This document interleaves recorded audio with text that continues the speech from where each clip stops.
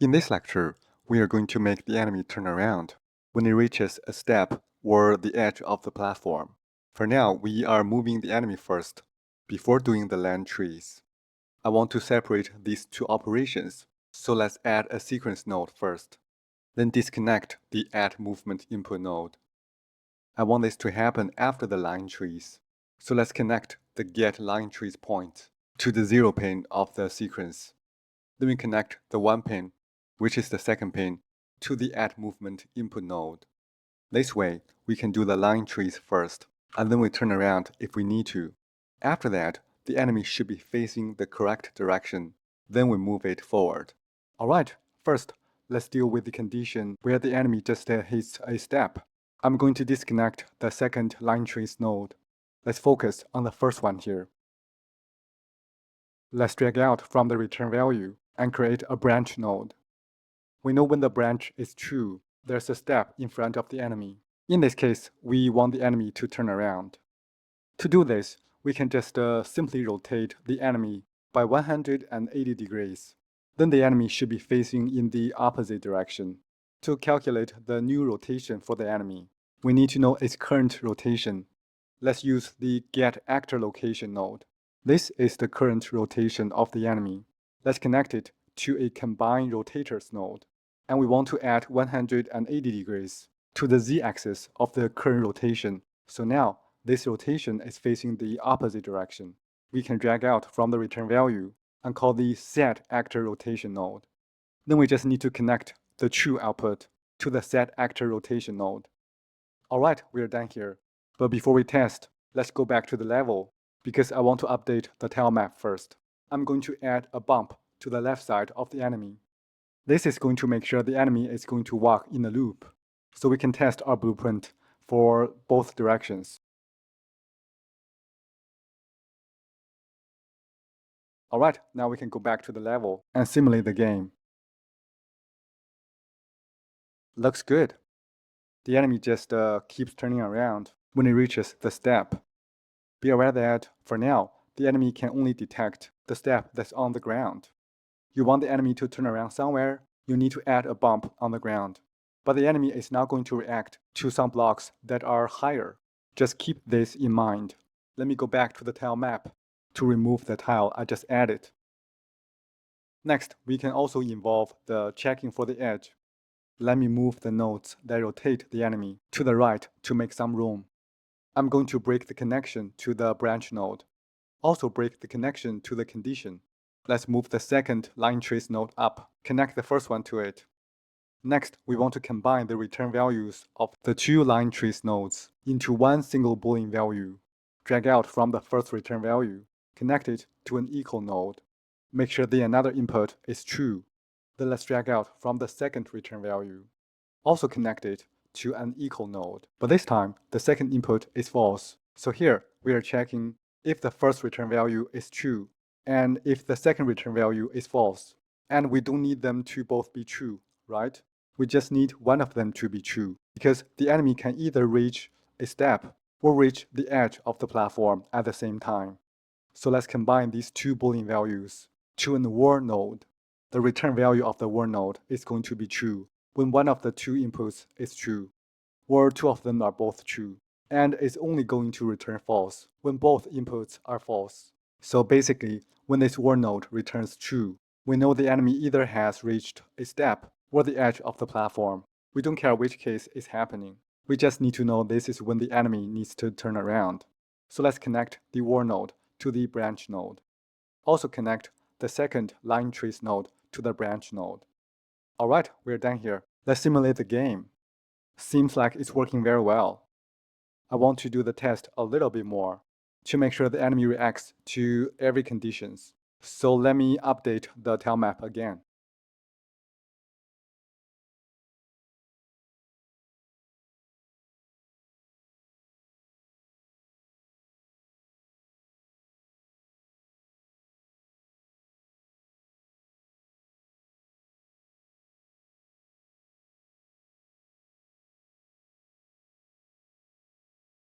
Alright, let's go back to the level. Let me also duplicate more enemies to test. You can select an enemy and use Ctrl+D to duplicate. We don't need to place the new ones on the ground. Just put them close to the ground, should be okay.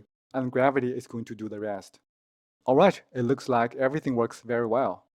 If you want the enemy to be able to detect the blocks that are higher, then you need to customize your blueprint to add more tracing lines for different heights. For this course, I want to keep it as simple as possible. That's why I just showed you how to detect a step that's close to the ground. We're almost done here with the detection job. And I'm just going to keep the 3 enemies in the world. I'm also going to keep the changes in the tile map. Let's go back to the enemy blueprint to clean things up. To keep the graph tidy, I want to select all of the nodes for the step detection and the edge detection, then collapse them into a function. So let's select these nodes. I'm now going to select the branch node to the right. Then we right-click, select collapse to function. For the new function, I'm going to call it check wall and edge. This function has an output. Let's rename it to reach wall or edge. It's always a good idea to give the functions and the variables meaningful names. Basically, you can name them whatever you want, as long as it's easy for you to understand what they do. Alright, let me rearrange the nodes. Let's also comment out some of the nodes. I'm going to select these nodes and press the C key, then call it turnaround.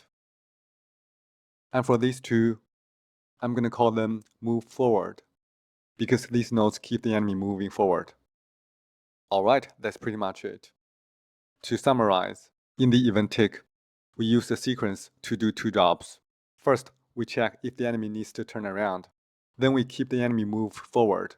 Next, let's cover the animations of the enemy.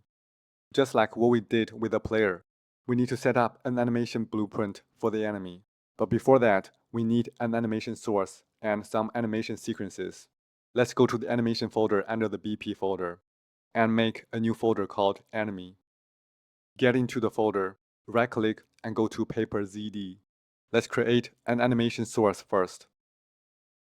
I'm going to call it enemy animation source. Let's open the file. Click on the Add New button to add a new sequence. I'm going to call it enemy idle. Let's add another sequence. I'm going to call it enemy walk. Then add the third one. I'm going to call this one enemy attack. Then we add the last sequence. I'm going to call it enemy die. Select the enemy attack. Then we set the enemy attack flipbook for the animation. Then select enemy die. For the animation, we select the flipbook with the same name. Then we select the enemy idle sequence. For the animation, we select enemy die. Select the enemy walk sequence. For the animation, we select enemy walk. Alright, let's save the files. And it's a good idea to go through the sequences just to double check. I think everything works great. Let's close this window. Let's also go to the content drawer. We can see a new folder is created with the sequence files in it. Alright, go back up to the enemy folder. Now we can create the animation blueprint. We need to pick an animation source here. Let's select the enemy animation source we just created. Let me rename the new animation blueprint to enemy NMBP. Let's open the animation blueprint. We are going to do something that's very similar to what we did with the player animation blueprint last time. So this is going to be a good chance for you to recall how to use the animation blueprint. Let's go to the animation graph and create a state machine first. I'm going to call this state machine locomotion. Connect it to the output. Let's get into the state machine. Create a new state. I'm going to call this idle. Get into the idle state. Right-click and search for play enemy idle. Then we connect this node to the output. Go back up to the root of the locomotion and create another state. I'm going to call this one walk. And then we get into it and tell it to play the enemy walk animation. Go back to the locomotion. We want the idle state to be the default state, so connect out to the idle state first. Then we add 2 transitions between the idle state and the walk state. Now we need to recall how to set up the rules for the transitions. So let's go find and open the player animation blueprint. Let's go to the event graph. In the event onInit, we get the owner actor, which is the player. Then we cast it to the BP player and get the movement component from it. We pretty much want to do the same with the enemy. So let's select the 3 nodes, copy them and go back to the enemy animation blueprint. Go to the event graph. Let's paste the nodes here. I just realized the cast node is not going to work here because the type of the enemy blueprint is not BP player. So let's delete this cast node, drag out from here, and search for cast to BP enemy. This is the right class for the enemy blueprint. Then we connect the event onInit to it. Also connect the output to the get movement component node because the enemy also has a movement component and it's what we need for the transitions to work. Right click and promote it to a variable. I'm going to call it movement component. Also, we need to connect the control flow.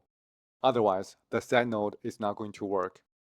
Next, let's switch again to the player animation blueprint.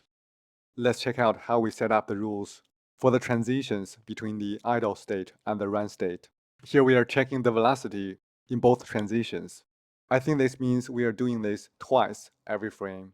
And I realize there is a slightly more efficient way to do this. Let's copy these nodes and go back to the enemy animation blueprint. But we don't go to the transitions. We just go to the event graph and paste the nodes here. I'm going to promote this Boolean value as a variable. I'm going to call it isMoving.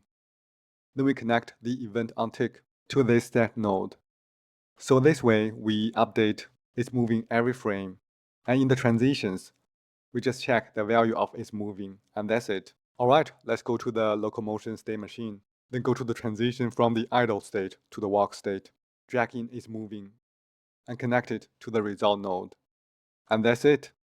Then we go to the transition from the walk state back to the idle state. Drag in isMoving. But this time, we want to check if its value is false. So we use an equal node to check if it's false. Then we connect it to the result node. Let's compile and go back to the enemy blueprint. Select the animation component. And we want to set the animation instance class to the enemy animation blueprint we just created. Otherwise, nothing is going to happen, okay? Let's go back to the level and simulate the game to test. The animations work great. It's just we do not see the idle animation because the enemies are constantly moving forward. Let's go back to the enemy blueprint. Add a new variable. I'm going to call it canMove. By the way, this part is just to test the idle animation. So I'm going to delete this variable. And what I'm about to do after the test, let's drag in canMove. Then make a branch from it. Add the branch into the control flow. And this is happening before the sequence node. So the enemy only going to move when canMove is true. Otherwise, I'll just stay. And we can see if the idle animation is working in this case. Then let's go to the event begin play. Let's set the value of canMove to false.